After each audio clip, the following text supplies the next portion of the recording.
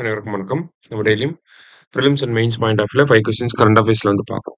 இன்னைக்கு என்ன கொஸ்டின்ஸ் இருக்கு அப்படின்னு சொல்லி பார்ப்போம். First one, the headquarters of international seabed authority அப்படின்னு சொல்லி கேட்டிருக்காங்க. ஸோ இந்த இன்டர்நேஷனல் சீபெட் அத்தாரிட்டி சர்வதேச கடல் படுகை ஆணையம் அப்படிங்கிறது 1994 நவம்பர் 1994 உருவாக்கப்பட்டிருக்கும். சரிங்களா?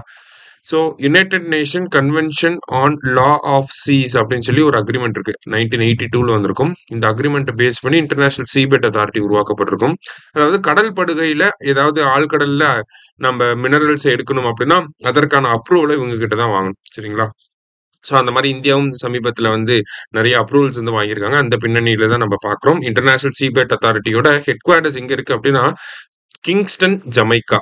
சரிங்களா? இது வித்தியாசமா இருக்கும். அதனால மேபி தெரிஞ்சு வச்சுக்கோங்க. சரியா? Kingston, Jamaica.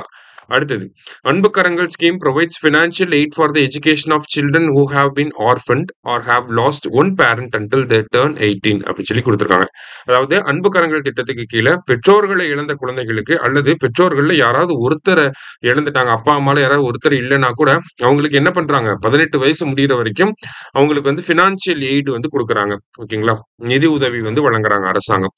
In the first phase, a total of 6,082 children will receive a monthly aid of 2,000 each till they complete their schooling.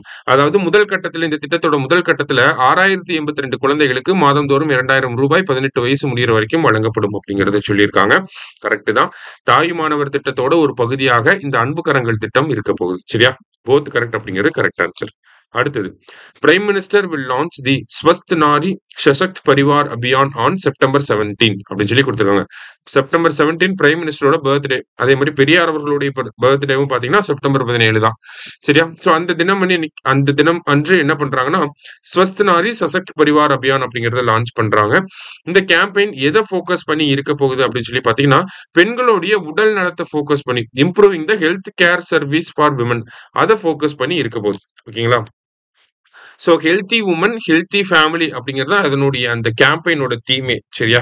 Both correct அப்படிங்கிறதா கரெக்ட் ஆன்சர். அடுத்தது, India's second anti submarine warship. ஓகேவா? இந்தியாவுடைய இரண்டாவது நீர்மூழ்கி எதிர்ப்பு போர்க்கப்பலோட பேர் என்ன அப்படின்னு சொல்லி கேட்டிருக்காங்க.